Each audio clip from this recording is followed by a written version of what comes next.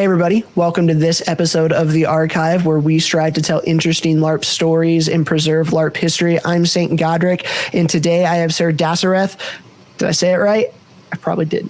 That's right. Perfect. Hey, it just took like 6 times trying to get it right. How you doing this evening, sir? I am doing awesome. How are you? Doing good.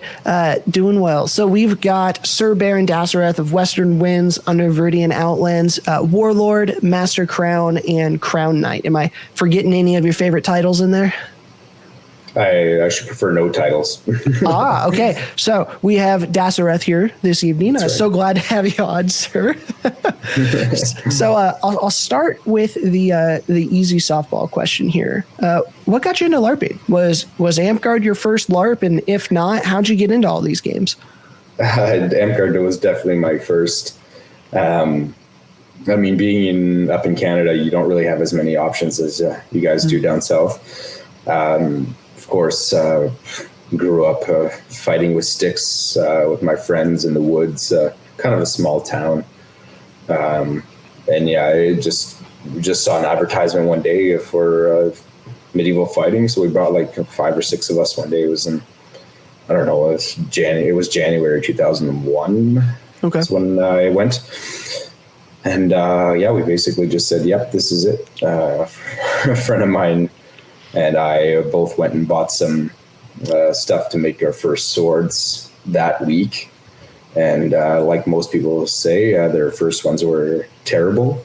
Yep. Some of them are pretty bad nowadays, but nothing compared to how bad it was 21 years ago. So, or 20 years ago. What was the foam? So I'm assuming it wasn't open cell. Okay. Yeah, I didn't know it was supposed to be closed cell. I just bought PB. And I heard piping, so we bought PBS piping, like 1-inch thick PBS piping, and just wrapped it. So it was probably like a yay big sword.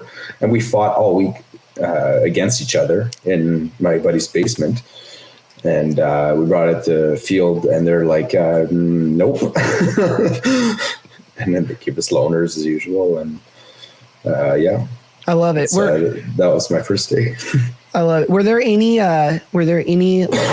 pre-Amtgard inclinations that you can look back on when you were growing up or like in high school or hobbies or whatever? You're like, okay, that makes sense. Like I get now looking back on it. This is why I got into LARP. You have anything LARP related beforehand? Well, it'd be hard to say high school because I think I was in Amtgard before high school. Oh, okay. Cool. But I grew up as a big Final Fantasy nerd fan. Started on Final Fantasy 1 when I was 6 years old, I think. And so I was always into Final Fantasy video games.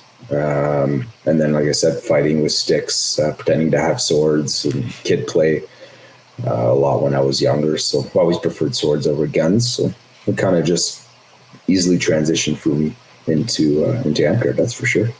That's pretty cool. So you said pre-high school. You talking elementary, junior high, early high school? About how old were you when you got into it?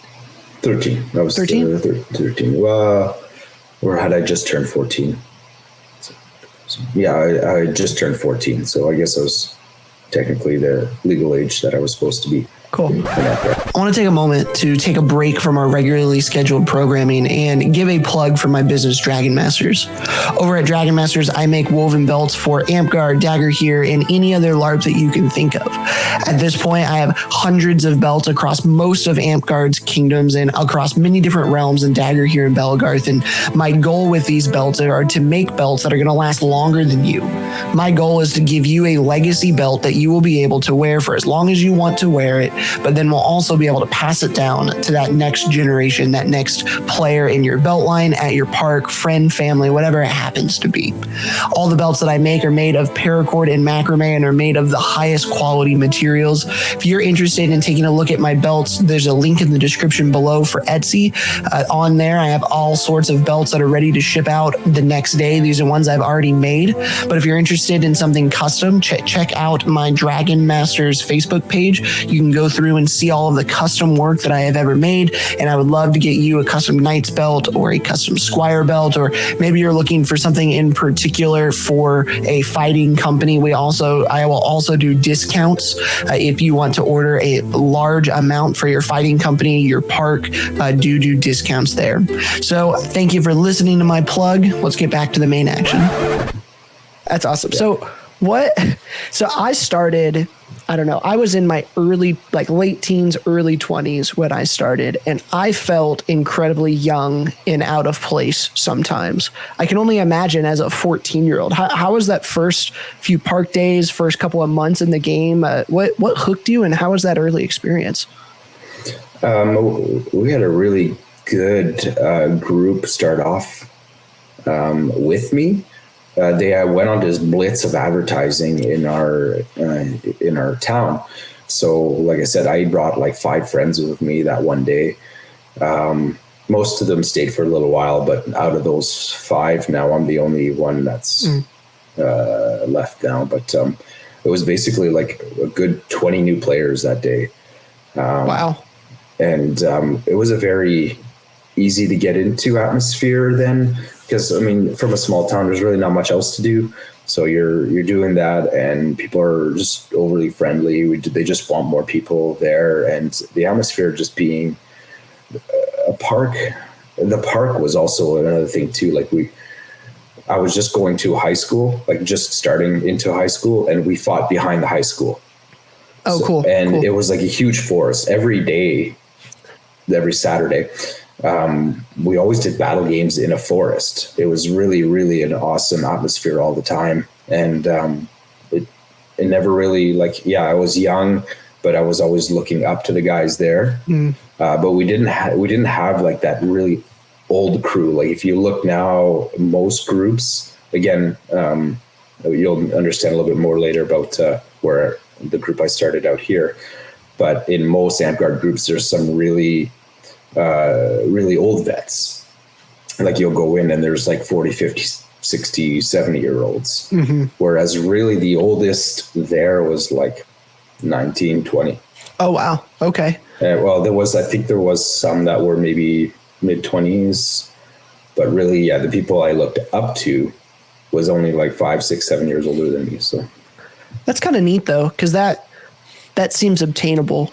Right. Because I know for me, when I was a new player, I was looking up to some of those 40 and 50-year-old knights and, the vet players. And it's like, that's way far off. There's no way I will ever be able to get to that, But then if someone's still, if they're only 5 years old or even really 10 years old, that still is close enough to be a peer of yours. You know what I mean? I can see that being a cool environment to grow up in.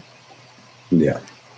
Yeah, it was easy because you could still have a mentor that didn't seem like they were so far away, right? So, and you said playing behind the school. How long did that go on before you kind of branched out into the larger Amtgard? Because I know for me, I played at my park for like 1.5 years before I even realized there were kingdom events, or before I even realized that there was a greater national Amtgard scene, or international, I guess, Amtgard scene. So what was that transition like from you going from local park into experiencing broader Amtgard? It seemed pretty quick. We had I want to say about a year, but that's because going to international events was actually very new to even the players that were there before me. Really, it was like I missed maybe 1 year's worth of events that they went to, and then they started just hyping it up. And it was just, we would go in vans, like we would go 8, 10, 12 people, drive 14 to 18 hours to get to Golden Vale at the time. So it was there was really a lot of hype to it. It was nice too, because the group was pretty responsible that brought me up. So they were able to convince my father to let me go on my first event, even though it was, I don't know, 6 months after 9/11.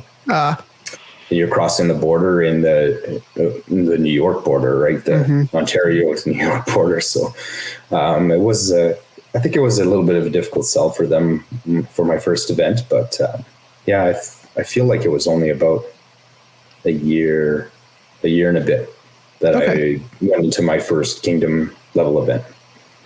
Tell me about that. What was running through your mind at the first Kingdom event? Oh man. Honestly, like at that time I was 15 years old. I'd say, I don't know. It was just like a trip with friends. I'd never even done a trip like that with friends before, right? So it's like, it wasn't just the going to a Kingdom level event. It wasn't just Amtgard. It was that camaraderie with friends and people that have become friends of me in the last year, that we fight together and we just hang out. And I had so much to learn. I was just learning everything at that time, and they were learning too. They were just ahead of me, and it's just, everything they saw in the last two events that I missed before that, they were just kind of like trying to catch me up. And, I mean, Amtgard was a little bit rougher back then, so events were amazing. I mean, the battles were just like, I don't see those anymore. There's the massive battles that I saw back then. But yeah, the nightlife was tough for a 15-year-old. That's for sure. I can see that, especially crossing borders to get there, not knowing a whole lot of people. I could see that even as an adult coming into some of the Amtgard settings for the first time can be intimidating. I can't even really imagine how it would be as a 14, 15, 16-year-old coming in. Yeah. So, yeah, but it was, it's what hooked me, I guess. I mean, well, our first local event, I guess, is what hooked me. And then this one just hooked me on travel. And I've traveled a lot. So a lot of different kingdoms. If you had to estimate, how many kingdoms have you fought in, you think? 7 or 8. So I've only really participated in 2 kingdoms. And so I always ask this when I get people who have traveled significantly more than me. Have you been able to tell a difference in fighting, culture, ANS, if you're into that? Like, what can you tell a difference when you're in a specific kingdom that you're like, okay, I know I'm at this kingdom? Or is Amtgard pretty much Amtgard everywhere you go? You could definitely tell a difference in fighting. I think that's your biggest. I mean, it's starting to get a little bit harder nowadays with the structured training. But you could tell. Yeah, you could tell where you are in the fighting aspect of it. Culture aspect, I wouldn't say is that big of a difference. Okay. You could tell certain kingdoms are very, they have very much a certain culture, but in general, it's all pretty welcoming. Fighting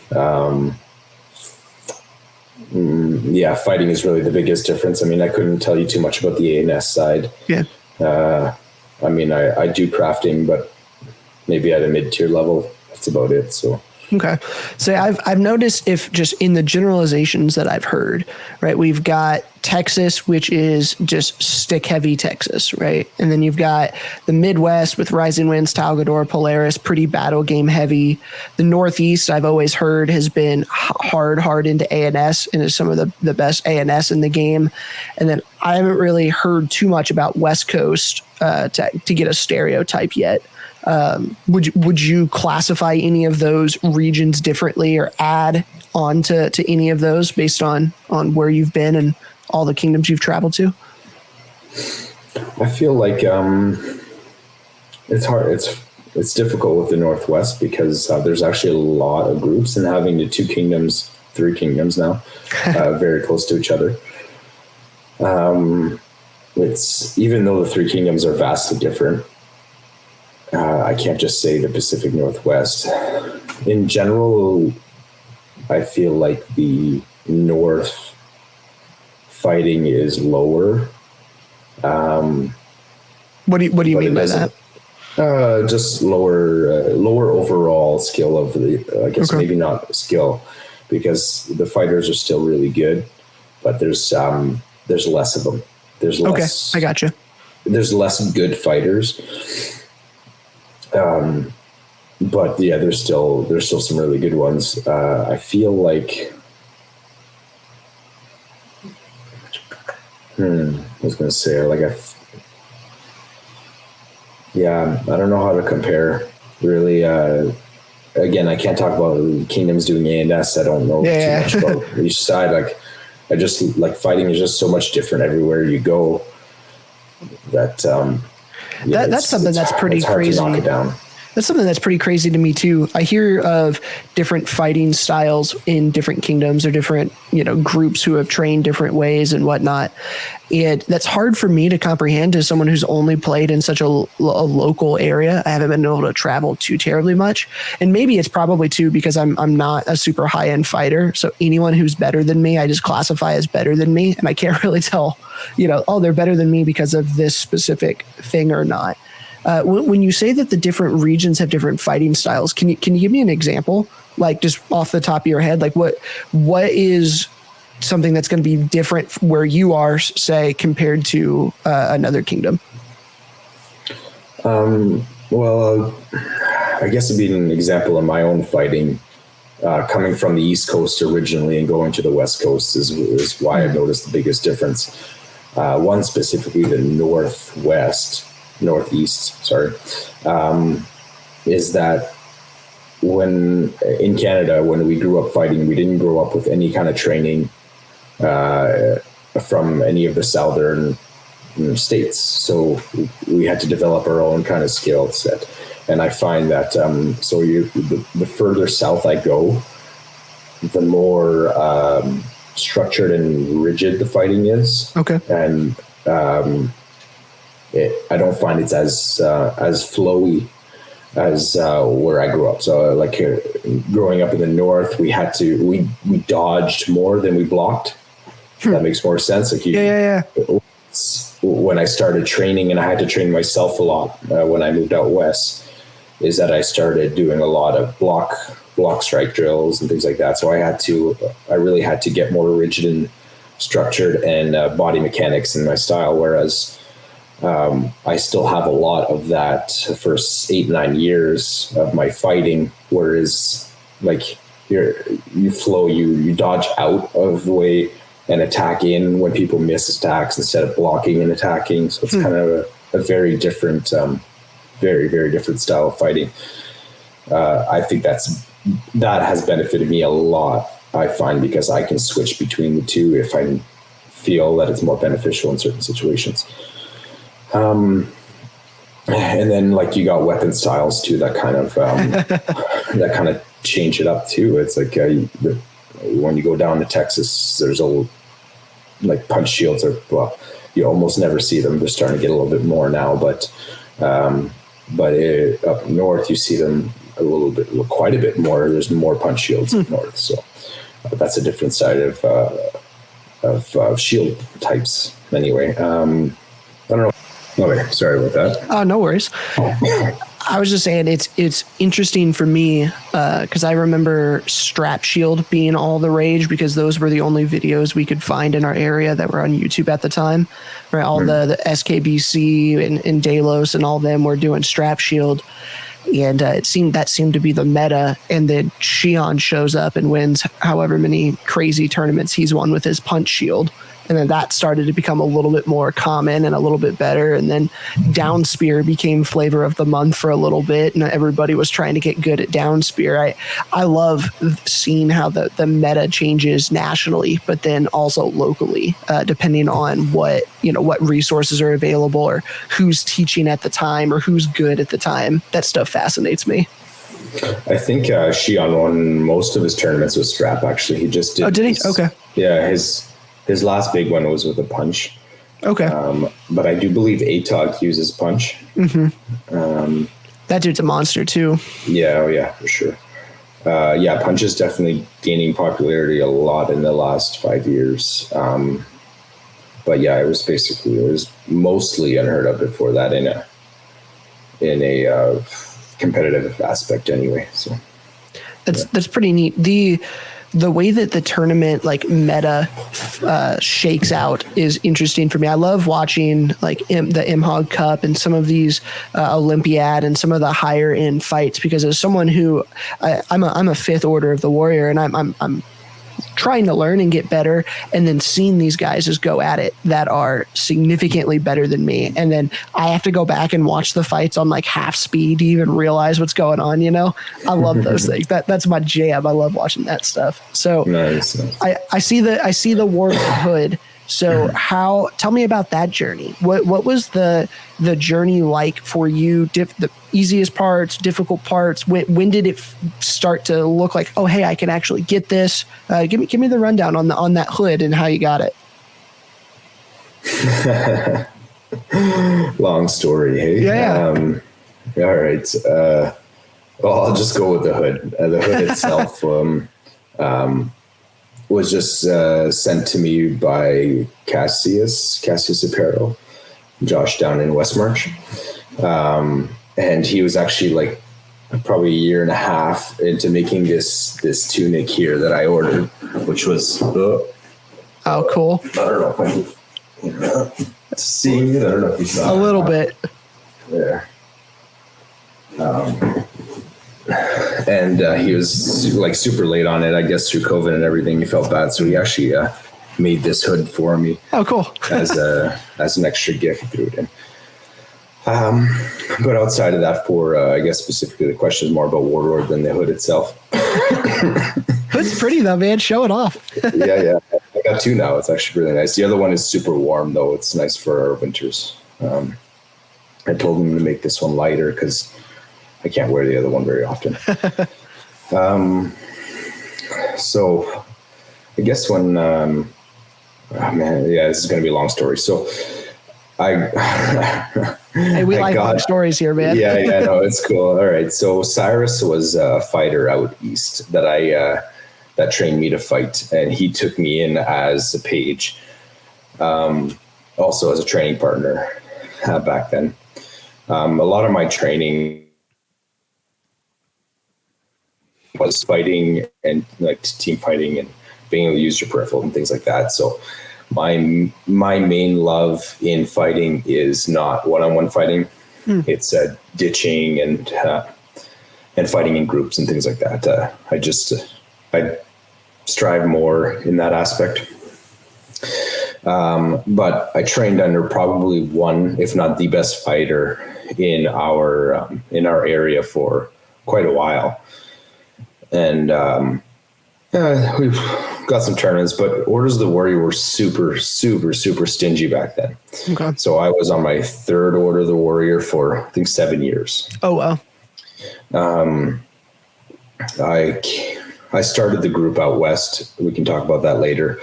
And we got everything. And then I went to a kingdom level event. I didn't know it was a kingdom level event until later. And I placed second in their main tournament. I placed first in that tournament. It was first in that tournament and second in the one that I knew was a kingdom level tournament a few months later. And that's when I realized, well, you know what, maybe I can just start training. But the thing is, I had started a new park that is like 1,000 miles away from the next park, right? So I had to start training myself in a different way than I did when I trained out east, which was fighting with people that were better than me and learning from them or trying to get better than them. So I had to watch videos, work on my basics, and start teaching. And I find that when I was teaching, it was helping me with all of my cores because I would think more about what I'm doing. And then, so I specifically trained against much, much, much lower end fighters for quite a while. And then I started working out more and things like that and attended tournaments. Now there was one event I went to, and they pitched it as a tournament heavy event. So I went there. There was 4 tournaments.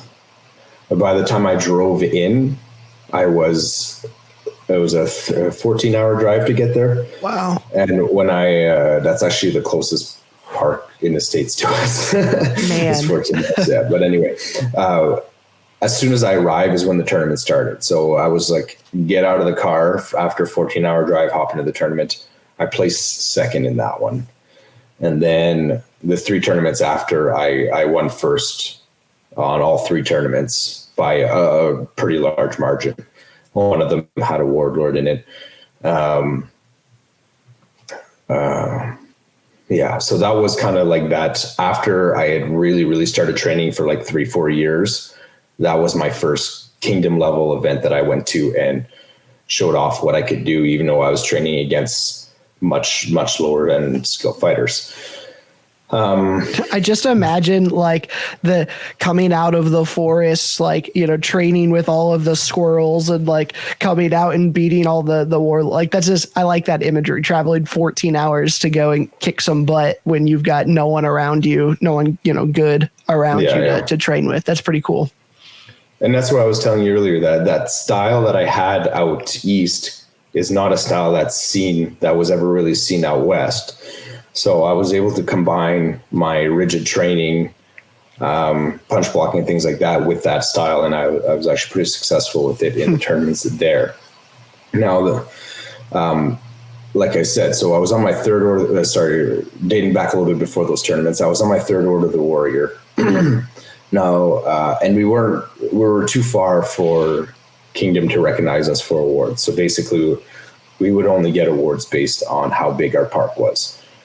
So it wasn't until we got a barony that our first baron after me gave me my 4th and 5th right off the bat. As soon as he could, he gave me my 4th and 5th warrior. Even though I'd already won a kingdom level tournament and placed second in one in the Pacific Northwest, they just didn't look at me. I was so far away. They didn't really know me. So I guess I was just never considered for awards for those. So 4th, 5th, we were given like that. And then I think when we got Duchy up here, I believe they gave me my 6th. And then, yeah, it was just a lot of traveling. I found that it was the tournaments that were run in the Pacific Northwest while I was training, they weren't very well organized. And that's one of my passions is to reorganize tournaments. They're doing a lot better now than they were back then. So I traveled to other kingdoms. I traveled out east to a couple kingdoms. I traveled down to for Olympiad down into Westmarch. I went to a couple in Blackspire, which was our sponsoring kingdom at the time, even though it was 18 hours away. That's nuts to me. I'll ask you some questions on that in a little bit. Keep going. Yeah, that's nuts to me. Yeah, and then I fought in Desert Winds, and I taught some classes there at a collegium. But for me, like, I never really enjoyed tournaments. Like, I really don't like them. I find that it does bring out the worst in people in some situations. So I find that my favorite tournament style was a grand melee, which basically keeps you fighting because people have less worry about what happened in that last fight, because your main concern is if you die, you get back in, you fight another fight. If you win, you just fight your next fight, whatever. You just keep going, fighting. There's no waiting and stewing on what just happened. And that's when I find people kind of get a little bit antsy. So yeah, that's my favorite style there. But yeah, no, I was when I started training for that Warlord, I started teaching a lot more, and I realized that I prefer teaching. And I realized that to teach in larger aspects, I still needed to get that. I need to have that title, or else there's certain opportunities that just aren't open for you. So I just kept hitting tournaments. I think I had 7 7 tournament wins before I just said, you know what, this is my last one. Huh. We finally got one sanctioned for the Kingdom tournament sanctioned for north of the border. It was the first one we were able to get north of the border. And I was like, oh yeah, cool. I was on my 9th warrior, and I was like, you know what, if this is it, this is the last one I'll do, that I have to actually concentrate on winning instead of just being asked to defend something. So I made sure that I invited people and helped pay for the trip. So I had invited, most recent warlord at the time was Demos. You probably know him from Westmarch, Sir Demos. So he came up, and I invited a couple others, but he was the only warlord that was able to come up. So yeah, it's honestly, the tournament basically just ended up being me and him in the finals in all 4 weapon categories. So, and I ended up winning that one, which was hopefully the one that they decided to give me my warlord for. I don't know. It was like 3 years later after that I got my warlord. Really? Okay. Yeah. It's like I said, it's just, there was a lot of politics behind everything, and being so far away, people just don't know you. So they were asking me to come down more. Well, I mean, like, it's hard. Yeah, that's not easy. It's hard to get down more. It's not like, I'm like 4 hours away. Great, I'll come. No problem. But yeah, I'm not gonna, like, I can't just keep coming for events. So I mean, yeah, it's almost a day's worth of travel just to get to and from your event, right? So like everyone else, it's like, oh, just get there on Friday and Saturday, and then you get to go home on Sunday. No, I'm leaving Thursday and getting back Sunday at 3 a.m. So I'm having to take Thursday off, Friday off, and Sunday off to go. And man, that would be rough. Yeah, the last few, what I decided to start doing was flying.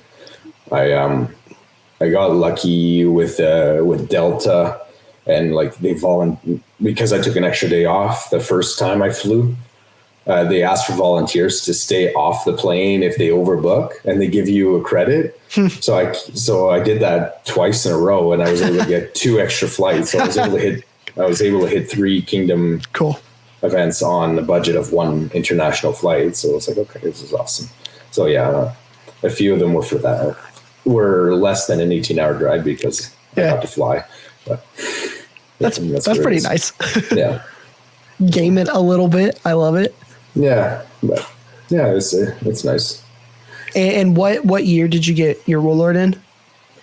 I got it this year. Okay, cool. Yeah. Pretty recently. That's awesome. Congratulations then. Yeah, thanks. Wear it loud and proud.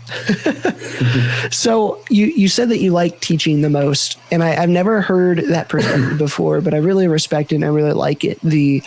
I want to teach and I need the title to kind of lend some weight to what I'm saying. And I get that for sure. I know I'm a master dragon, and there were a lot of classes that I noticed I was teaching the same class, but my attendance doubled just by putting the title in front of it. So I definitely get that. I think that that's an under talked about issue, is that there are a lot of people who are really good who can teach you something that aren't masters. And granted, I have highest respect for masters, but I don't know about if it's the same way with you or not. But for me, my skill set didn't really increase from 7 and above.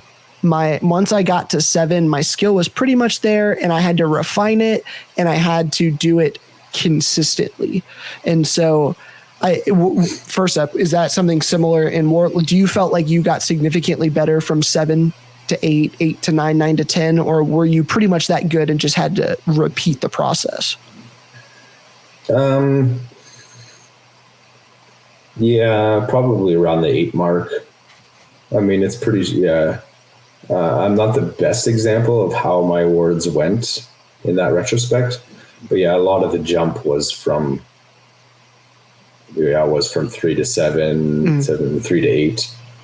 Yeah, there's not a huge difference between when I was on my 8th and when I am now. I mean, it's but there is a difference, or for sure there is a skill difference.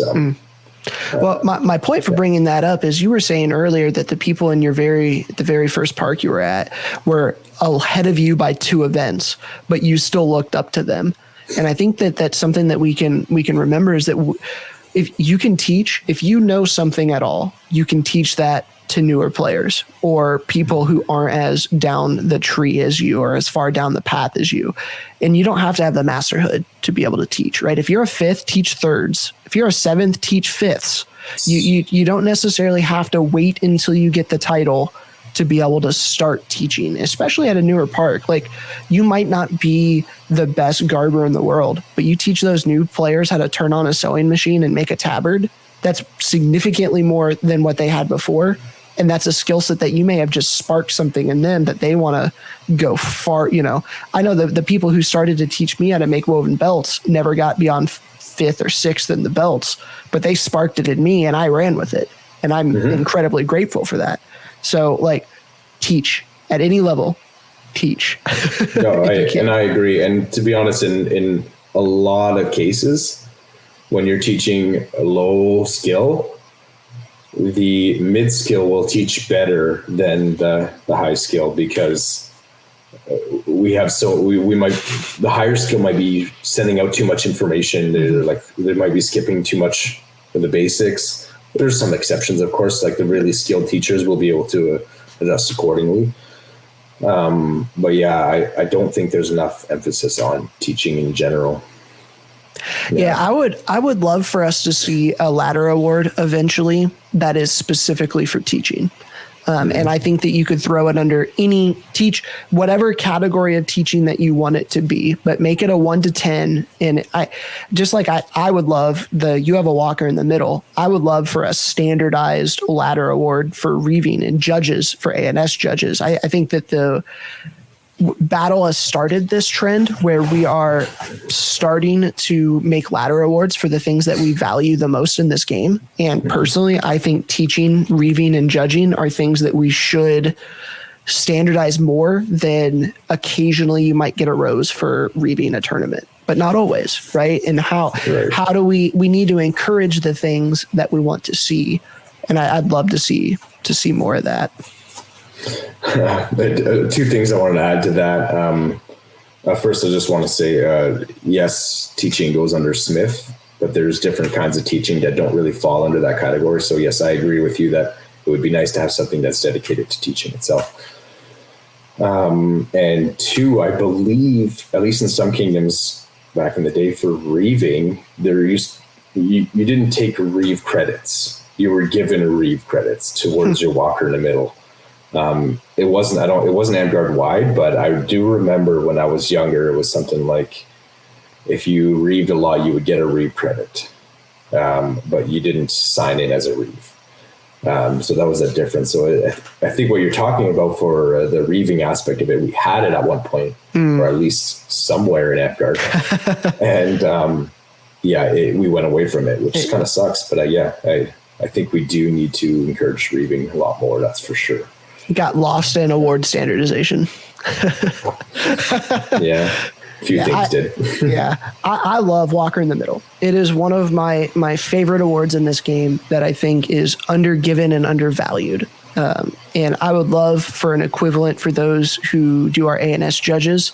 Those people spend 4 to 6 hours of their time, however many times they want to do it, judging these kingdom events, and they get tons of heat for it. I would love for it, I don't know, whatever you want to call it, but essentially the equivalent for our judges and then the teachers as well. I want to generally, I go through and I ask at this point, if you have any advice for low end, mid range, or mid and high end for the masterhood we were just talking about. But I want to forgo that and kind of ask a different question here. Do you have any advice for teaching? Like, what if someone is at like a local level, someone who's just starting to teach at a kingdom level, and then someone who's trying to teach at like the big events, the international events in our game? What's it mean to be a good teacher at those different levels? Being able to express your thoughts, I think, is the biggest thing about teaching. I mean, So the tips I would say is when you're teaching at a low level is that you just need to express your thoughts out. If they're wrong, they're wrong. Admit you're wrong. If you go back afterwards, be like, you know what, this is what I said. I was wrong. Let's correct it. Just because you're a teacher, it doesn't mean you're going to be right. It doesn't mean you're always going to be right. You're never always going to be right. It doesn't mean you're going to be right most of the time. You just got to do what you feel is right, which I also feel like it goes into reading. We can talk about that later if you want. So really, it just takes practice. Like teaching, first of all, you got to like it. If you don't like teaching, don't try to do it. Secondly, depending on what you're teaching, sometimes you got to be a little bit more careful. Fighting is a good aspect where if you're teaching the wrong body mechanics, you could hurt someone. So it's a little bit harder if you're teaching in A&S. If you teach a wrong skill, well, you know what? It's not going to hurt them. They might lose a little bit of material, or like it may not turn out as good. But I mean, they're not. You give someone tennis elbow though. Yeah, I guess if they're. No, I mean for fighting, it's a bigger deal. For fighting, like, or just body. Yeah. You could throw out a wrist, like you could, you could break something anyway. So yeah, it's a little bit more difficult to say low ends should be teaching.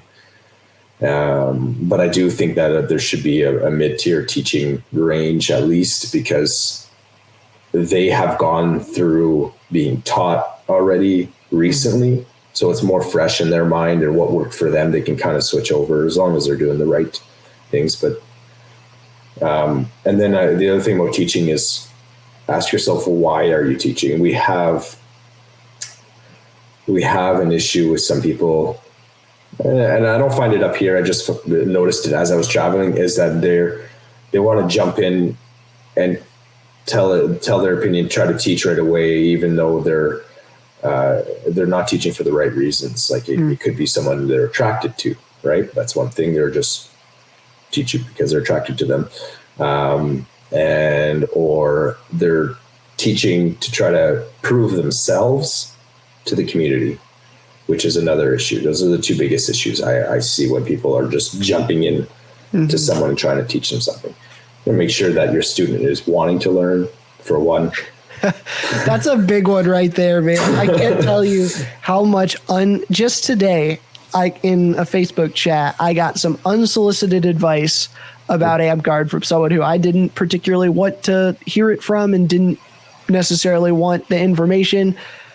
Make sure the people you're teaching want to be taught, because if not, they're not going to enjoy it, and you're just wasting your breath. And you can potentially run people off, especially when it comes to fighting. I can't tell you how many newbies I've seen who get 4 vets at the park are teaching them advice on fighting, and they're getting the exact opposite advice from every single person. And then you overwhelm that newbie and they have no idea what to do.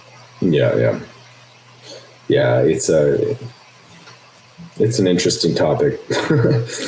Do you like teaching better in like one-on-one groups, small groups, like, 3 to 5, or bigger groups, 12 plus, 20 plus? Which do you prefer, and how come? I actually don't mind any of the aspects. I mean, the one-on-one is always the favorite, because you can really see a person's progression when you're coaching them, right? When you're doing one-on-one, I call it coaching more than teaching. You could see the progression a lot more. There's more attention if they're actually wanting to learn, of course, then they're trying what you're doing and everything like that. You do see it still in small groups, because you can set up drills and then you can have them work on it and things like that. But in a big group where you're teaching and you're just answering questions, I mean, it's great. I get a lot of exposure that way. I can get to a lot of people, and if they can take what they want from my class. But I don't find that it benefits people as well in that large 20 person setting. I've only ever really done one class that had like 20 people. Okay. And that was probably 4 years ago at a PAC one, I think. So yeah, it was fun because I co-taught with, there was, Raven was, it was a different Raven, a Raven from our kingdom. He was just about to get his Warlord, and I was trying to get him out of his comfort zone to teach a class. And I had already been doing it for like 5-6 years. So it was just, let's co-teach a class together so we can get that information out, right? Because he knows a lot of stuff. And as soon as he starts talking, it comes out, but he's a bit shy and talking to a bigger group. So when we did it, a lot of great stuff came out of it. But did everyone get as much out of it as they could have if it was a smaller class? No, probably not. For sure. What do you do, or how do you teach to people that, especially like specifically to fighting, who are different body size and makeup than you? Because I know for me, like if I have someone in my belt line who is a lefty, and I feel like I have taught him as much as I can, and his body mechanics and his stuff is just going to be completely different than me. Or we have a new player at our park who is almost like 8 inches shorter than me. And so I am, trying to figure out height and reach differences because it's just a different way than what I thought. Or if I'm teaching, for instance, like a female fighter, I know that those body mechanics are completely different. How do you go about teaching the different, if you're teaching someone who fights differently or has different body stats than you do? It's funny because you just mentioned 3 things that one of my at arms is. Oh yeah. She's a lefty and she's like 5'2". And you look pretty tall. Like how tall are you? I'm 5'10". So okay. She's probably, I don't know if she's 5'2", but she's a shorter fighter, obviously lefty and a woman fighter, right? So that dynamic I've been learning a lot with how to teach her and things like that, and that's when I noticed too is. Having her travel with me a couple events. She came to an SKBC with me. She came to Feast of Mars with me in West March. And that's when I noticed, I noticed it before that too, that people want to teach her, even though she's not receptive to everyone just telling her what to do, right? So I've had some challenges teaching her because she has to learn on her own in a way that she doesn't just want to do everything that I tell her to do. She wants to learn things like fight on her own too. So I've had to learn myself on how to teach someone that style. For one, I had to learn more about women's body mechanics. I got to say, I got a lot of that from Glenn. I learned a lot from him for that aspect. Him being a lefty too, so I got a lot from that too. And then as a shorter fighter, I started watching videos of Raven and things like that. And I understand the physics of it. Of a shorter fighter has to concentrate on a different aspect of the body because their center of gravity, their center of the cone of attack is a different location. So they can or cannot throw certain shots at this. Well, they can throw the same shots, but some of them are easier than others. So they just have to work to their advantages. That's all you have to look at is what if you were that much shorter. So you place yourself at a different level than your opponent, and what would you throw?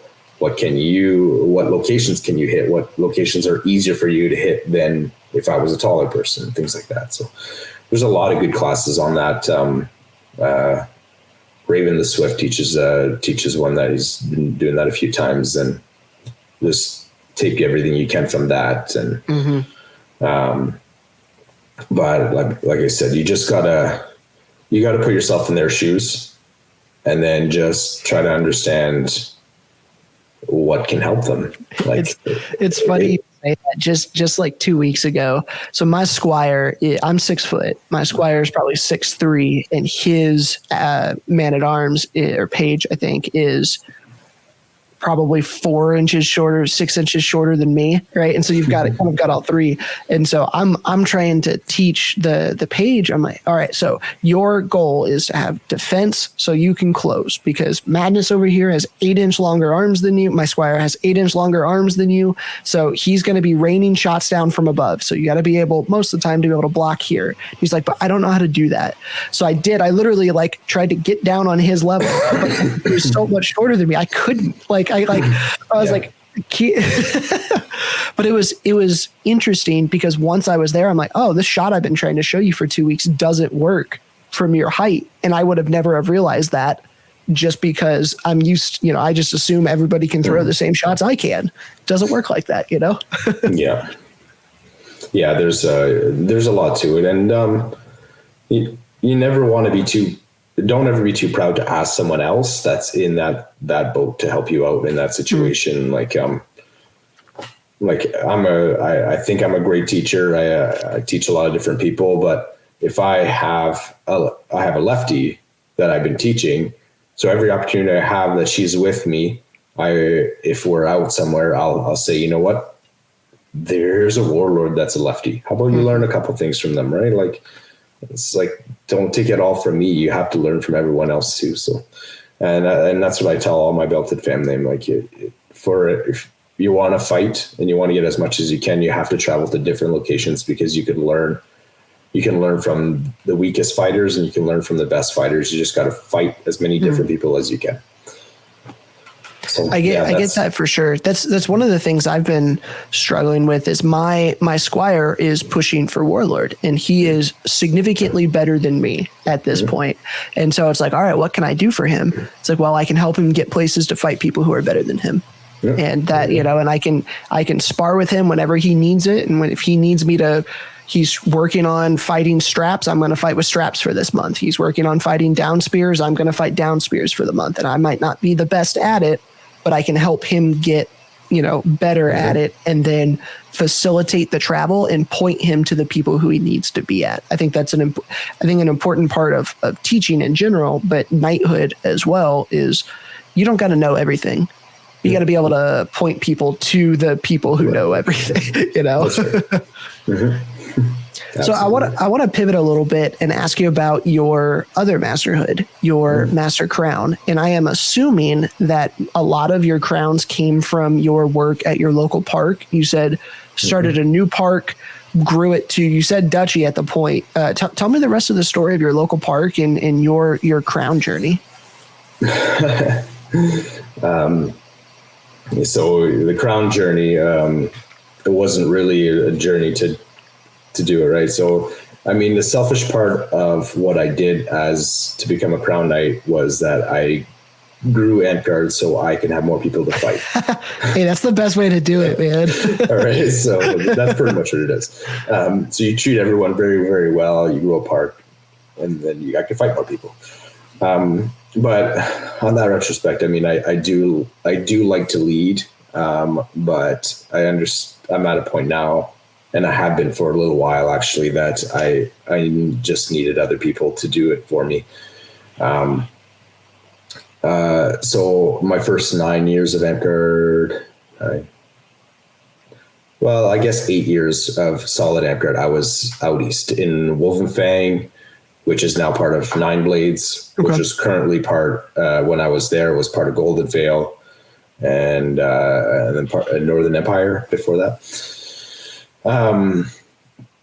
So that's where I grew up. Did a little bit of leadership there, not too much because I didn't have to. I mean, the park itself, when I first started those first few years, we always had like 30, 40 players show up. Man, like it was awesome. And we fought in the forest. It was great. Like, and we had a huge event, Battle of the Dens, if you've ever heard of it. Mm-hmm. Yeah. That's my cool event at heart, because that's the one I always grew up with anyway. So I had everything there. I never really had to lead very much. I jumped in to do champion here and there and things like that. But I moved out west, and out west didn't have any Amtgard at all, not in Canada. So when I first moved out west, I was 20 years old. So no, 21. I was 21 when I first moved out west. And there was some other people, like I said, Cyrus, the guy that trained me, had moved out to Edmonton, Alberta before me, and another really good fighter had moved out there, and his cousin too. So there was a few people. They had planned to start an Amtgard park. So I was like, okay, great. I'll move to this city. I was moving out here for work anyway. and it didn't work out. You're at that age where it's just a partying age, and the economy out here was just amazing. So just good jobs, lots of money, go party, blah, blah, blah. I traveled a bit, and then I met my wife currently before we got married, and then moved back to Edmonton. That's when an old friend of mine also moved to Edmonton. And we talked, we're like, hey, you know what? I think it's time to start Amtgard out here. So we found some local LARPers that were playing another game that were kind of looking at Amtgard anyway. We got them into it, but it didn't work out. So it broke up, blah, blah, blah. There was a lot of drama. So we basically had to restart the park twice. But it almost always right off the bat, I was able to get enough people in for almost bare any numbers. Even through the Shire days, it was always high, except every time we restarted, we were down to like 1 or 2 players. So it's like struggle, then bam, big growth again as you advertise and be consistent. And then I moved to Australia to travel for a year. Oh wow! Thinking the park was in good form, and then I came back, and the guy I started with moved out east, and my man at arms moved further west. So the park again, we had to restart it again. And then we were down to just me and like one friend of mine. Again, we were starting again. We changed parks. We went every week. There's just 2 of us. Every once in a while, there'd be someone that would come, and then eventually, again, it started blowing up. And but that was when we decided to switch to V8, and they were in playtesting. I think it was 2 or 3 years before it became official. Okay. But we were looking at the rules, and we're like, you know what, V8 is just way more beginner friendly.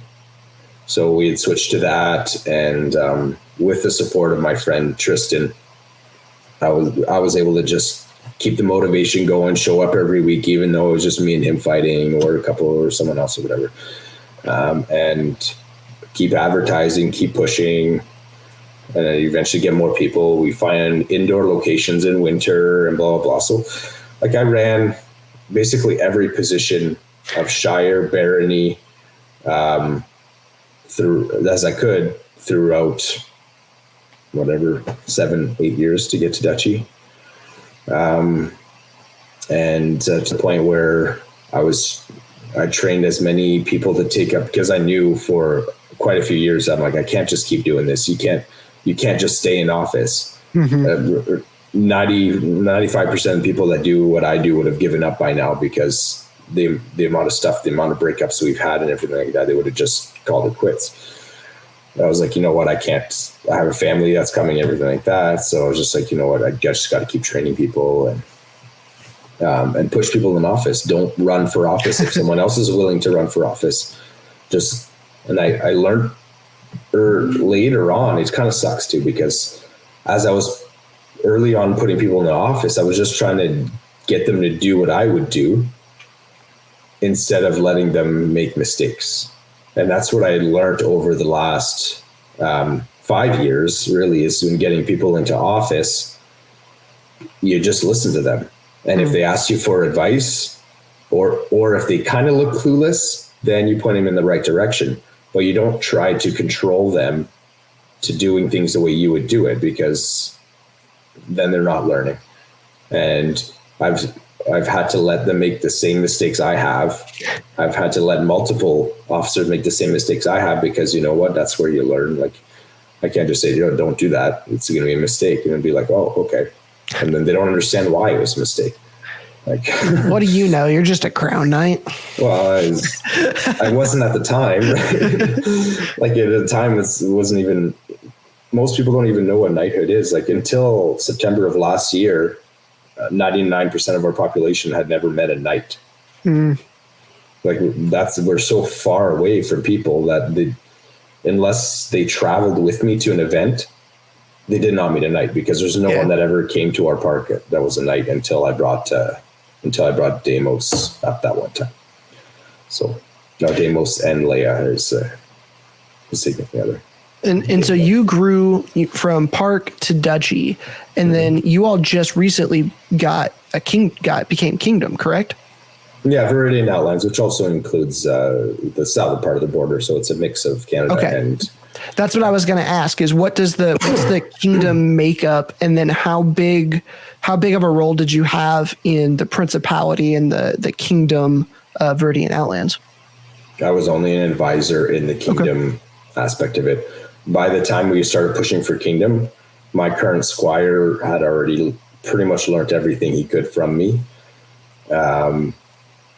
For office wise, and he's done things that I never done before. Like I said, most of my experience was all from building a park up to duchy. And yeah, it's not often you'll see a crown knight that has no experience in kingdom. Yeah, I did run for prince. I did 2 terms as prince, and I wrote a whole corpora and everything like that. But the politics of having to deal with the Canada and US side, which are drastically different, it pushed me out. I didn't want to be on that high end. I can help support and grow a park like no other. But yeah, that's why when I was originally doing all this, there was no way I wasn't getting crown knight. If you were to ask me 5 years ago if I would be a crown knight, especially my first knighthood, I'd be like, what are you talking about? Like shire, barony, and maybe duchy like officers. Like it's not going to happen for a long time. And then they switched it because, to be honest, like one of the hardest jobs is being a shire officer. Like growing a park from 2 to the number 10 is probably the hardest part. Yeah, 100%. And I think the most underappreciated, or even I would even say the most important role in our entire game is the local champion. Like whoever in your park is running your games is the most important role in our entire game, because without that person, new players are not having fun. And without new players having fun, you don't have events. Without events, you don't have tournaments. You don't have knighthood. You don't have any of the stuff that we really, really enjoy. And I agree with you 100%. We are in the middle of creating a new park. We've been around for almost 7. I think we're at 7 months now, give or take. And we had a couple of months at the beginning where it was just 2 of us or just 3 of us. We changed park location, did a little bit of advertising, stuck with it, just show up, get people coming up. The last 8 weeks, we've had 10 plus people every week. And it's been reinvigorating to see new players enjoying the game. And I've done a kingdom level office. I was regent. Doing local level stuff is so much more fun and rewarding to me than anything Kingdom can ever offer. So I 100% understand your thoughts there, that the local stuff is just where you are. Yeah. I mean, it's not like I still know a lot about Kingdom stuff, but it's just not for you.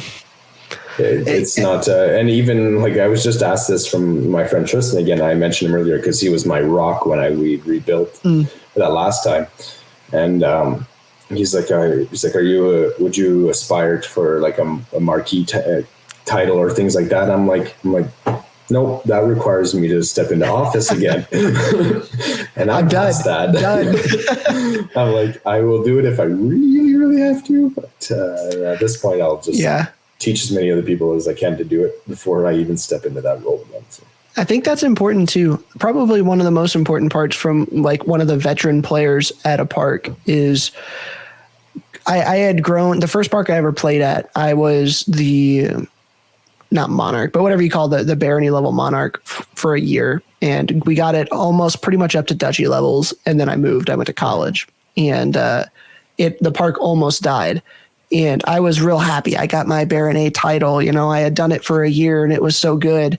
And then I left and I'm like, I didn't do anything, because when I left, it all crumbled. And that's not a good system. If the whole thing crumbles without one person, then you didn't set the system up well enough. You didn't teach other people to take the roles well enough. And so this time around, we do monthly quests. And I told, I've got a quest going that's going to be 2 more months. And then I'm running that to make sure it's all good. And then after that, if any new player, if you want to, any of our new players, you want to run it, I'll help you do it. You can be in charge. I'll help you. Like you run with it. and you do it. And if it stinks, cool. If it's great, cool. But you got to learn how to do it, because if for whatever reason my leg breaks and I can't be there for 6 months, I want this park to keep going. And my last one didn't. And so I think it's incredibly important to be teaching those other people to do those roles. Yeah. Yeah, definitely. So I want to get a little bit of advice for you, because you're in a unique setting where you are. How far away are you from the next closest park to you now? Well, I guess technically there is a park in Calgary. They don't gather too much, and that's 3.5 hours. Okay. But really, it's not a park. We we don't coincide with them too much. I think they do a lot of just crafting mostly right now. They're still trying to gather up some interest. And I think the guy that runs it also does other LARPs too. So it's just like, it's there. He doesn't really run it. Like, he runs it, but it is where it is. But the next closest active park is it's Kamloops. 9 hours drive. That's crazy. So I feel bad now, like, complaining. So I'll give you the thing. If my park is on the borderlands between two kingdoms, and so if we would have joined the Rising Winds, we would have been the southernmost park in the Rising Winds. If we would have joined Winter's Edge, we would be the northernmost park in Winter's Edge. And so both kingdom seats are 250-ish miles away from us, and kingdom events are 4 hours away in either direction. And we have had some trouble with being that far away from kingdom events. And so my question for you is, how do you successfully grow a park that's so far away from your kingdom seat and your kingdom events? And then I'm like, man, you guys would probably die for a 4-hour event. So, like, perspective matters. But that aside, how do you grow a successful Amtgard park that is so far away from other Amtgard? So let me ask you this. What does other parks bring to the park that you're building? What is the advantage of being close to a kingdom? For me, it's the kingdom level weekend camping events. I think that every park that I've been a part of has been sub 20 people in the field, like, regularly. There's the biggest thing for me that I enjoy about Kingdom is when I go to the events and there's 200 people all there hanging out, and then 50, 60 people on the battlefield. Yeah, awesome. Yeah, and that really does solidify people into Amtgard. The society. But when it comes to your day-to-dayers that people keep coming back for, really, it doesn't have anything to do with Kingdom. Your local park doesn't have much to do with Kingdom. So really, and that's what I was saying, like, most of our park had never really met at night.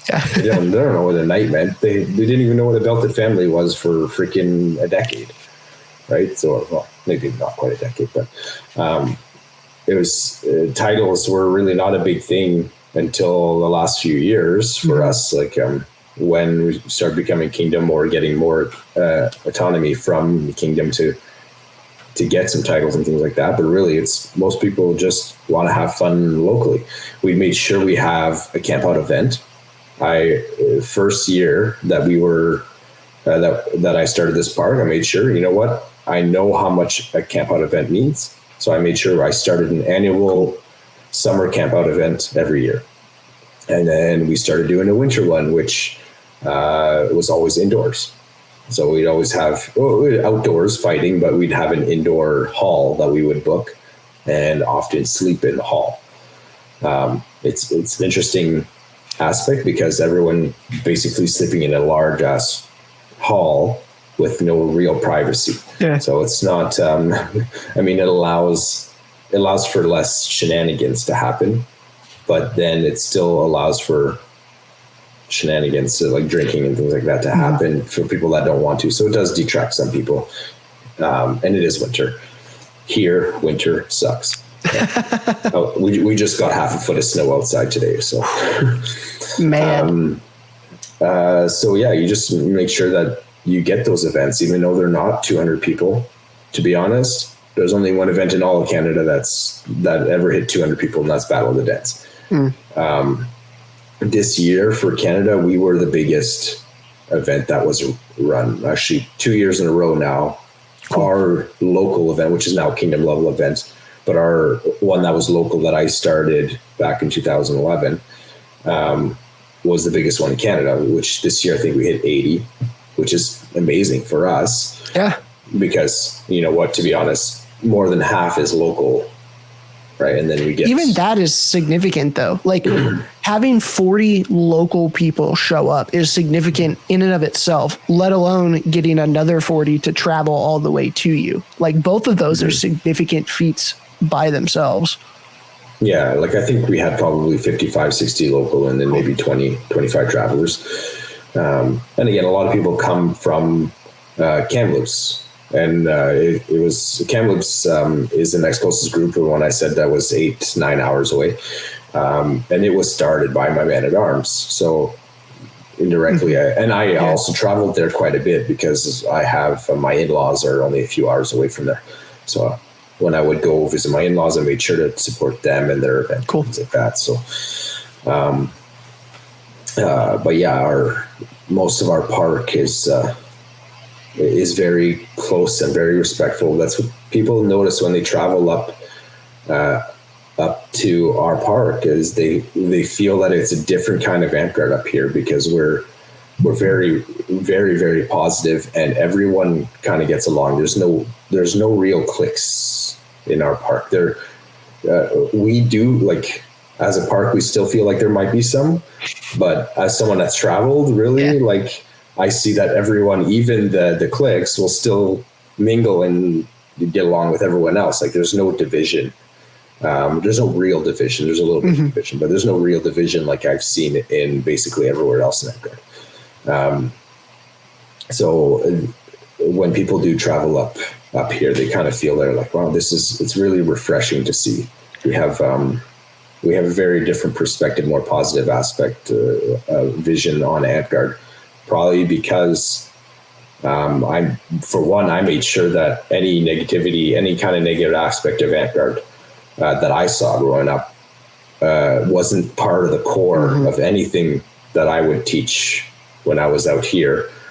And because all the players had never seen any of that negative aspect, and they just built to support each other. They're just always all the crafters support the fighters support the crafters, everything like that. It's just you definitely get each other. You get to shape that narrative for the new players. Yes. They aren't shaded by all of the other nonsense. Like, their version of Amtgard is the version that you craft for them, and that's a really big responsibility. But if you are, like what you were saying, being intentional about that being the good, you know, everyone's going to think they're doing good, but, like, you know what I mean? I think that you can definitely create an area that is going to be the game that you want to play. And that's generally going to be, you know, a nicer group, less cliques, less, like, if you ask any Amtgarder what's the worst part about Amtgard, they're probably going to say like one of two or three things. Drama, which you can shape out if you do it correctly. Award, like drama, you can shape that out if you do it correctly. And those are probably like the two. I don't know if you would have anything else. Like, if you ask any Amtgarder what do they dislike the most about Amtgard, it's probably some sort of personal drama or award drama. Probably, yeah. I mean, you won't hear that up here. You won't hear about those complaints up here. That's awesome. It is. It's really nice too. And I also do some SCA, and the guys from the SCA when they've come to our events, because I was very much about including other LARPs and things like that in our early events to build the community all in the city, not just Amtgard. And the guys in the SCA, they were complimenting. They're like, you know what, this kind of feels like what the SCA was 10, 15 years ago when things weren't all dramatic for them, right? And I was like, I don't know. Like, it makes me feel bad. Like, maybe we will still go that path. I don't know. Like, maybe it's a path that's just going to happen regardless of how, when you get older as an older park. We're still like for Amtgard standards, we're still a very, very new park. Yeah. Like for me being the oldest, like I'm twice as old as the next person after that for like the time in Amtgard, right? So I think, yeah, Tristan's been in game for 10 years, but he's the second oldest person in Amtgard in our in Western Winds, which is our local group. So it's funny you bring up SCA. I have two like personas when I play SCA, both of which are winter personas, Anglo-Saxon and Mongolian. Two very different, but two winter cultures. And my dumb butt decides to pick those cultures as I live in Kentucky, and I can't wear 90% of my garb most of the year because it's all long sleeve and furs and stuff, you know? So I'm like, man, you said 6 inches of snow. I got a whole closet full of winter garb I get to wear for like 8 weeks a year down here, you know? Yeah, I get what you mean. Yeah. We broke 40 degrees this weekend and we were chilly. So I want to ask you a little bit about your belt line. Being a new knight myself, I'm always interested in how other knights run and structure their belt line. So how do squires work, man-at-arms, women-at-arms, pages? Do you have any structure? Just how does your belt line operate? I absolutely have structure. And I think that might be the old school Amtgard in me. I don't know how new belt lines feel like they do anyway. And I built that belt line even before I was a knight, and that structure before I was a knight. So I would page if I felt like I could give them the time and give them the reason. And I would also ask all my belted family if they were okay with it. I don't bring someone in that's not 100% okay with the rest of my belted family. They would remain a page until they travel. Okay. And this is traveling means like not just to our next closest park. There's traveling to multiple parks, more likely the States, right, at this point. So my pages basically are pages because they haven't traveled with me, or the one is a really, really old page that just doesn't play anymore. And then I stuck to Man-at-Arms and how I structure my belts. And I'm actually going to be changing this up a little bit too, is that if my Man-at-Arms belts, if they're a fighting path, they get a martial arts black belt with their name embroidered on one side and my name embroidered on the other side. That's the tradition I've done because I believe that the fighting is a martial art. Like I have a martial arts background a little bit before Amtgard, a little bit of martial arts background before Amtgard. And I feel like a lot of that has helped me, and the structure of fighting, it mixes with a lot of different martial arts. But I'm going to be switching that because I've taken feedback, and they're saying, well, we can never really pass that belt on to someone else if we would become a squire. At the time when I was giving that out, it wasn't really even thought of because I wasn't even a squire. And then even if when I became a squire, I still didn't think about it because knighthood still felt far away. So I'm going to be changing that to, instead of a name on each side, it's going to be heraldry on each side. So when they pass it on, they can just embroider a new heraldry, and it'll still have the history behind it. That's awesome. I like that idea a lot. Yeah. When that was brought up, I was like, man, that's a great idea. Definitely changing that for the next time. I decided that I would only take one person under Crown Path, and as many as I could teach fighting, because fighting is really my passion. So I have Aeon as my squire. He was my man-at-arms until recently. And then I also have Dassureth, that was my squire. Again, was my man-at-arms before that. So, and I have trials for them to become squires.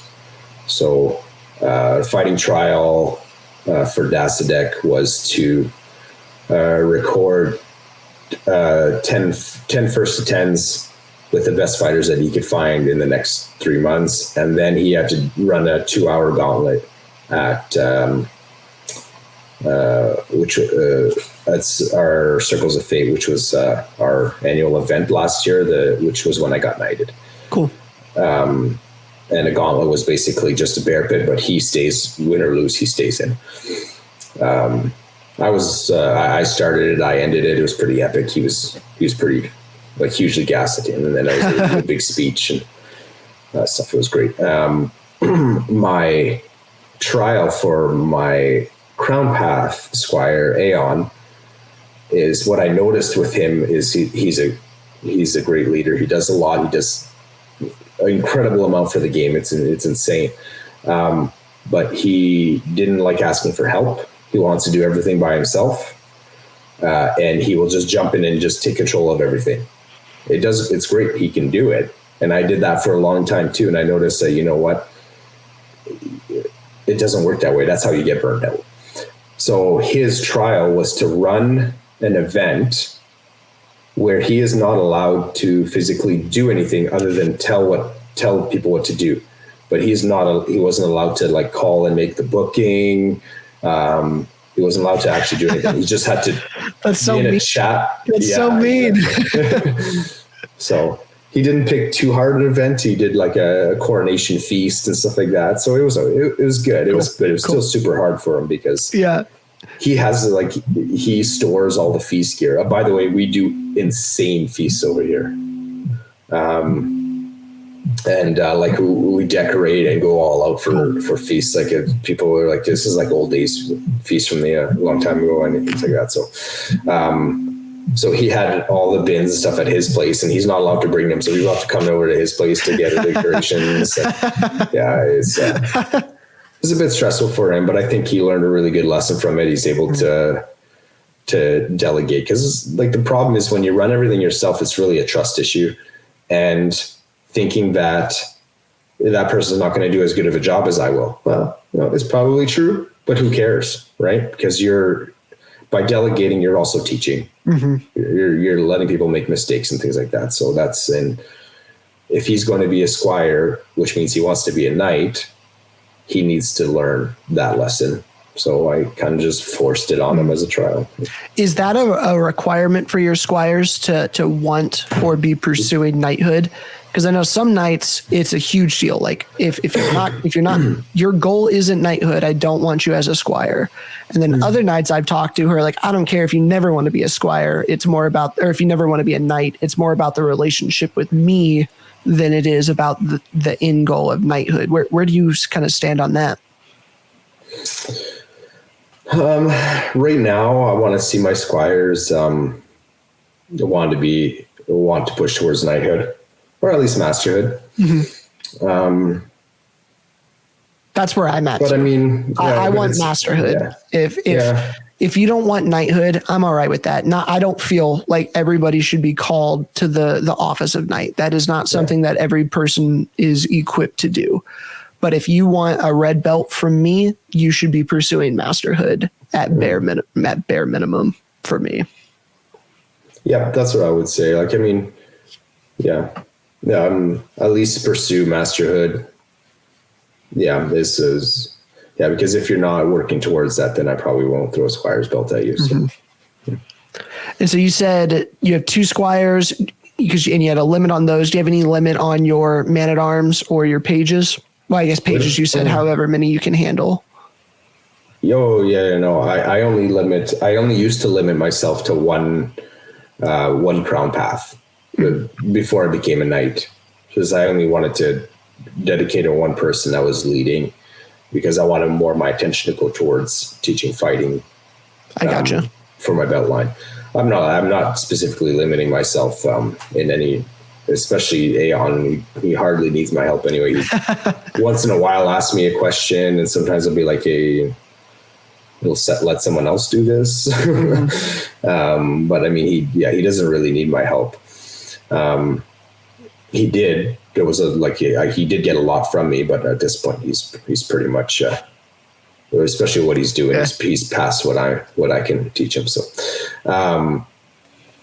but I have 2-3 pages, and 1 man-at-arms right now. Yeah, because I just transferred 2 man-at-arms to Squire, so I have 1 woman-at-arms and 3 pages. One's inactive. So cool. They're all fighting path, and one is a RAR champ, which one of the things I'm pushing for is women's fighting, which is nice because she just got her 6th and 7th warrior. Cool.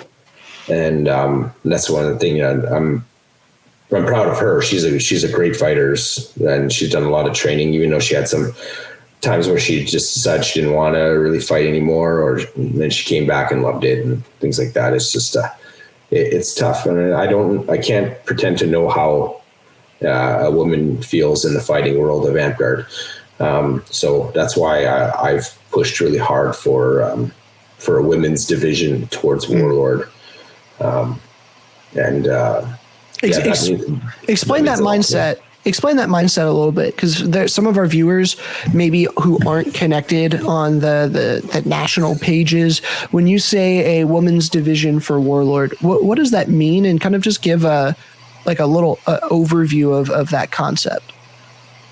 Well, first we got to look at there's very few women fighters compared to male fighters in all of Amtgard. But there's some women fighters that have trained 10 times more than some warlords out there. So if I don't want to go into the specifics of Amtgard, of sports and everything like that, but it's biologically that it is harder for women to get to the level of men. Just how it is. So the division of women is to create a ladder, to allow the ladder award to work towards Warlord in a women's or non-male's specific path. That's basically what it is. So what I push for in our kingdom, that I saw Iron Mountains doing, and I saw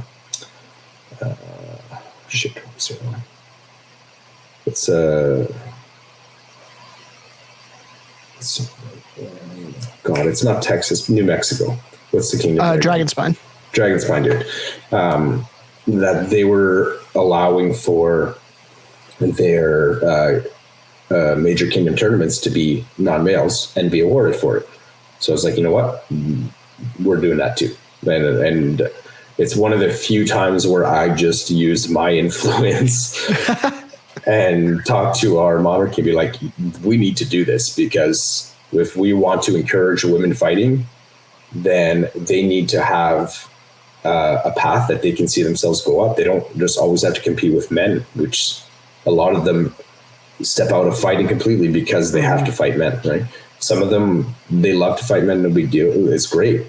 But there's a lot of them that just won't fight because they have to compete with the men. And it's just a different atmosphere when women fight other women than when women fight men or men fight men. So why not encourage women's fighting as much as possible by allowing division, just like every other sport? Like every other sport. name a sport that doesn't have it, right? Yeah. It's like even most recently I've been watching a lot of American Ninja Warrior, except for this last year, and they had mixed, which is great. And I saw the women doing really well. She trained really hard, but she never really competed in those top 5, but she would be in the top 10, even though she trained just as hard, if not harder than some of those other ones. But now they finally made a division where the women compete with women, and they also get to compete with the men too. So that's exactly where I want to see Amtgard too. That I want to give them that path that they can progress comfortably. And if the ones that want to also compete with men, that's great. But really the end goal is that the more people that we can get to fight, the better. It doesn't matter. Why discourage any fighting whatsoever? Put it out there. If they enjoy it, encourage it. The more wax, everybody has more fun. Yeah, exactly. That's pretty cool. So when you say encourage like non-men's tournaments, is that a completely, my kingdom has never done, to my knowledge, other than like I don't know, like the keep will do its own separate thing, but as our kingdom, I don't think we've had separate tournaments. Is it a completely different bracket, or is it a running within the normal bracket and you're just awarding it differently? How does that all work? I wouldn't say it's being awarded differently. So let's, we just had our first one here at Circles of Fate in September, and it was the first Kingdom one. We set the standard to be a minimum of 10 fighters. That's fair. That was the ratio. And I looked at it, I'm like, okay, the ratio of women to male fighters, that's pretty much, I guess, if you look at it, same as having a 50-person tournament, I guess, right? Because usually there's one woman to every 5 guy fighters, if not a bigger ratio. It depends on where you are, right? Yeah. So I when they put that requirement on it, I just went and talked to as many women fighters as I can and just started pitching and just started encouraging it. I put them in a group chat. I started talking about women's fighting and encouraging them to come to this and blah, blah, blah. Luckily, we were able to get exactly 10 fighters. Cool. We did a round robin, which is the longest freaking tournament style. And at 10 people, it's still doable. It still turned out really well. We did 3 different weapon styles, all round robin. So my women at arms got first in 3 categories and second in 1 category. 30 kill streak overall in a round robin. So she was awarded so she got up to her 5th in regular tournaments from streaking. But she was awarded her 6th and her 7th for that one Kingdom tournament because she won. She got a Kingdom win and she got a 30 kill streak. Cool. So I think that was fair. I mean, we maybe could have argued an 8th, but we're trying to set a new path and keep it respectful and not just trying to say, we're just trying to push her to Warlord or whatever, or anything like that. Yeah. We still want them to work at it, but we still need to start setting a bar. Like there needs to be a bar. Like now she's the bar, right? Yeah. So the next person to come in has to be able to beat her to get the 8th. And it grows like that, right? It's not going to be like, bam, bam, bam, bam, she's going to be Warlord. It's just going to be like, we just got to set the bar and that way they have a way to aim for it. They can get to that. They just need that path to Warlord. And every single fighter in that tournament just loved it. Like they just said it was one of the most positive tournaments they were ever in. Everyone encouraging. Honestly, they were all huddling between categories and cheering themselves on. Like you don't see that in any other tournament. They were just like super happy about it and pushing. Like it was unbelievable. Cool. We have a recording of it too. It's just. It was a highlight for a lot of people at that day anyway. So that's awesome. That's good to hear because I know that that's something that has been gaining momentum throughout Amtgard. And like as you said, 3 Kingdoms. I'm sure there are more. I know Keep's doing their non-men's tournament as well. Those are becoming more and more popular. And I think that if I had to guess, here in the next few years, there will probably be a codified like rules change that this is how it is and it's not up just to your kingdom. This is how it is. Yeah. I don't even think it needs to be codified. Like they already, even looking at IMs, the Corpora, I believe it's IMs. They've now made their weapon master have to be run in an open and as a non-men's. So the non-men's can get their kingdom wins to get to Warlord. Like it's just more kingdoms jump on it. It just doesn't have to actually have any coded wording difference. It's just culture. It's a culture change that we need. And we're heading in the right direction. It's maybe not as fast as it could be, but I mean, we're working against a pretty long, long running, I guess, tradition, right? So yeah, for sure. So I want to kind of wrap up our interview here with a fun question, one that I really enjoy. So theoretically, you are in charge of building a Mount Rushmore, and we'll do it for your 2 masterhoods. Who are you putting on your Mount Rushmore for crown in your Mount Rushmore for Warlord. So this can be, you can interpret this however you want. This can be the top 4. This could like best ever. This could be the 4 most influential on you. This could be the 4 best teachers if you want, however you want to interpret. But if you are chiseling into the mountain, the top 4 crown, top 4 warlord, who are you putting on it and why? I'm glad you explained that because I don't know too much about Mount Rushmore. I started it and I saw your face. I was like, oh yeah, he probably doesn't. He didn't grow up in school with the American Mount Rushmore stuff. So yeah, it's just giant. It's a giant mountain. They got 4 presidents. Yeah, I know what Mount Rushmore is. I just I don't know. Like I know there's presidents on there or something. Yeah. I don't know too much about it. I couldn't even tell you which 4 are on there, honestly. Yeah. But you pick 4 crowd. You pick 4 warlord. Who's going on it and why? I guess it'd probably be the ones influential to me. Delos is not a warlord, but sword knight. Amtgard probably has to be in there for both. I mean, he's not the fighter he was probably when he was young, but it doesn't matter. He still kicks ass and he still teaches very well, and he's still a pillar, right? I mean, he's a culture shaper for sure. Yeah, exactly. I mean, he can be. You put him in anything, and he's an amazing person. Yeah, honestly, so Delos is for sure in there for me, just because of his teaching.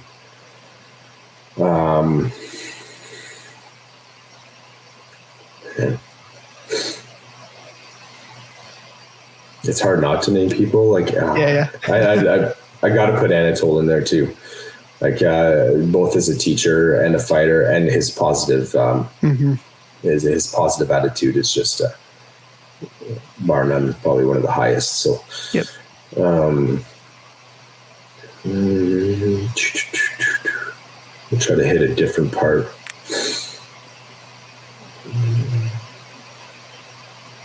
Best archer. I don't know. I don't know enough archers, man. Yeah. Sorry.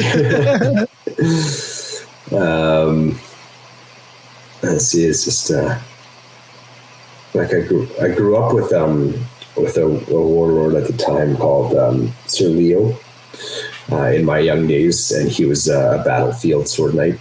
Cool. And the guy was a beast when it comes to team tactics. And that's one of my passions is like when I went to events back out east when I was younger, we'd have like ditch rule company battles, just large, like 150, 200 people on the field. And we ran with a squad of like 10, 12 with him. And it was just like crazy battle tactics that we would just run. I was a Saracen back then. Oh, cool. And so the Saracens would have a wall and we would be the skirmishers. It was amazing. So I'd have to put him up there. I don't know. Even though he quit, I think he went to Bellegarth because I think Bell has better team fighting. Their line fighting is definitely superior to Amtgard line fighting. 100%. I'll give him that. Yeah, see, we only have a little bit of Bell here, and it's not big at all. So I never really got that feel. So I never really. I fought with some Bell fighters 1-on-1, but I never really got. I can never go to a Bell event because I just don't have it here.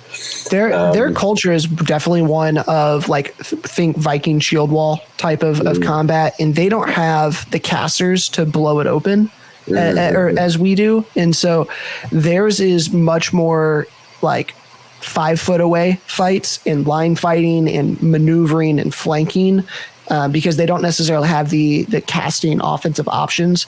And if you get 4 people to blow a hole in a line, that's how you get in. It's not a teleport. It's not anything like that. And so it's just a very different style of fighting. And most of the time their line fighting will beat Amtgard line fighting. Yeah. I always picture them a bit more of like a chaotic SCA because they're allowed to go and hit in the back and things like that, where the SCA is very much head to head. Yeah. You got your cone. That's as far as you can go. Yeah. So yeah, Sir Leo on there for Warlord. Is Ben Randall? He's a Crown Knight, right? I have to put him up there. I always look up to him. He's a pillar in Amtgard for sure. I'd have to put him up there. So you got him and Imhog so far for Crown. Yeah. Man, like I said, it's tough being secluded from all of Amtgard for so long. Crown is probably the hard one for me. Like those are the two that I could think of. Another one for Warlord is Brett. Yeah. And then not just for Warlord too. He has the way I was reaving for a long time. He has that, and is superior, better than me at reaving. But that same style that I like to do while tournament reaving, and he pushes for that at SKBC. By the way, it's an amazing class to watch. But I mean, the guy's a beast of a fighter, and much more positive these days than he used to be. When I first met him, it was a little bit more standoffish, but he's like, I don't know, the last 5 years or something like that. I don't remember exactly when, but he's become way more positive. Someone I really enjoyed talking to when I did meet him.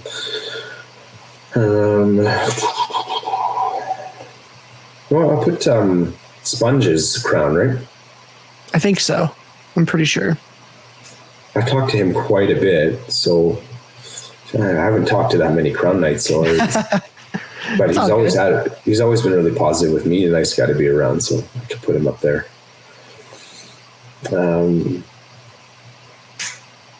It's tough. Again, Crown Knights, I don't ask people if they're Crown Knights. So yeah, no, I feel like because of your situation, you should throw yourself in there for that, for your neck of the Amtgard woods. I don't think that's too far of a stretch. Yeah, that wasn't an option, though, was it? I put myself in Serpent, man. I don't. Okay, right. No, okay. I won't put myself up. There's a guy. He's a Crown Knight. I think he is a Crown Knight. And I grew up playing with him, and he's a hilariously funny guy. David St. George and Saint Sidar. I don't know if you recognize the name at all. I don't.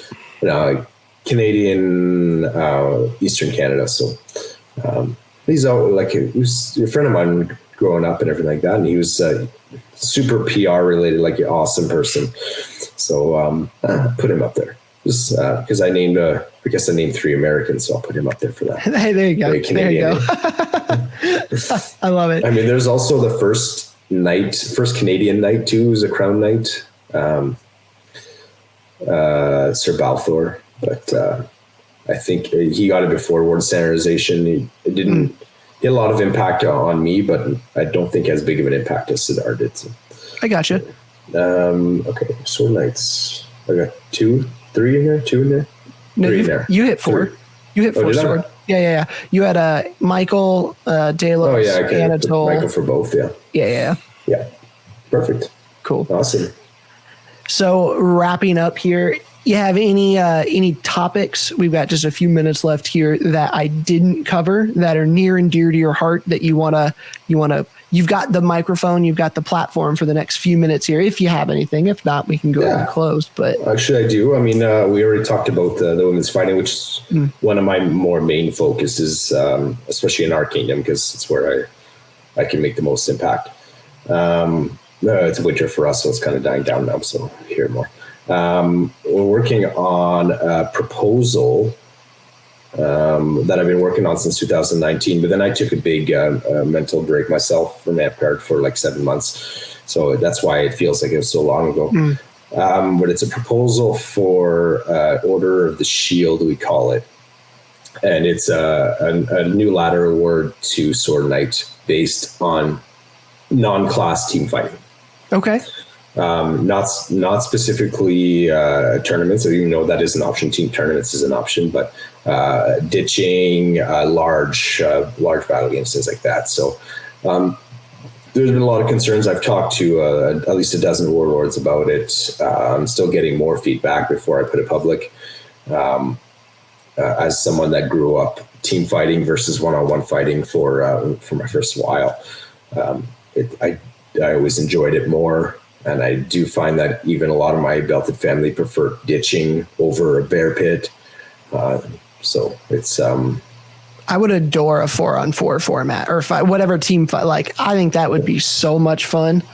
Yeah, I mean, like we see it like in jugging and stuff like that, but it's not, it was for bragging rights basically, right? So it was never super organized to the point where it should be a tournament. But I mean, it would bring back, it wouldn't bring back, it would encourage those really large ditch battles to happen again. Or like I said, when I grew up, we had 200 people on a battlefield that ditch rules that were company battles. So we had huge battles. And then there were even one person gave me an example where they did the same thing, but it was militia rules. Mm-hmm. Now I didn't think about it until Sir Shadow told me. By the way, Sir Shadow should be on that Rushmore thing. But he mentioned that militia would fall in a definition that I had written. And I was like, you know what, that's not a bad idea. I don't want to disclude militia because it is another part of Amtgard that we should probably encourage more. Militia rules. It's there. Mm-hmm. Why not have an inclusion of it? But I don't specifically specify it in the write-up. So that's the one proposal. I'm waiting on maybe another 6 people to give me feedback on it, and then I will maybe send it. I will allow anyone that would want to see it publicly to just message me, and I'll just send it out. Because then I'll have a final draft for it to be brought up at Clan next year. And I'm assuming this would go under sword, or would you put it under Okay, cool. Yeah, sword, yeah. And then another proposal that I wrote, I am not as sold on it yet because I just wrote it recently. But I hear it all the time, is that our Orders of the Griffin and how Orders of the Griffin in some kingdoms used to lead to Sword Knight. I wrote 3 proposals on Orders of the Griffin. One of them leads to Battle Knight, one of them leads to Sword Knight, and the other one is just a general definition to be included in the award standardization so that it can be given out better. I've strived to make sure that Griffins are given out very well. And I love that award. I absolutely love the Griffin Award when it's given out properly. But I hear some kingdoms give it out as like participation trophy or something like that. And it kind of kills me inside when that happens. But I mean, examples of us giving it, like you can give a first just for a newbie going after a high level fighter a few times. Like that's courage, right? You can give a first one for that. And then like the award, the general write-up specifically says courage, honor, and chivalry. So it has to be all 3. It's not or, right? So it's not just like whatever. I mean, I've seen people come in from the SCA specifically, come into a tournament and they arm someone in a sword and board, and then that person drops their board or whatever. And then then they also drop their board because in the SCA, that's what you do. I'm like, that's the honor. So like, well, we don't see that very often, right? So like I do it quite often now to people. If I don't finish a combo and only hit an arm and they drop a board, I'll drop my board, whatever. We'll go single sword for the rest of it.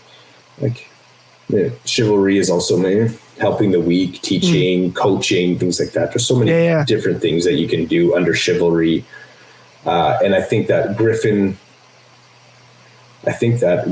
could really benefit from just being part of the award standardization, not just mentioned. I agree. Even if it doesn't lead to Sword Knight or Battle Knight, which I did write up as proposals that they could lead to. I could almost see going under Flame too for the mere thing. Like, it is a service to the game when someone is such a positive, enjoyable person on the field that makes other people on their team and on the other team want to play more. Like that is a hard service to the game. So I could even see it going under Flame. Yeah.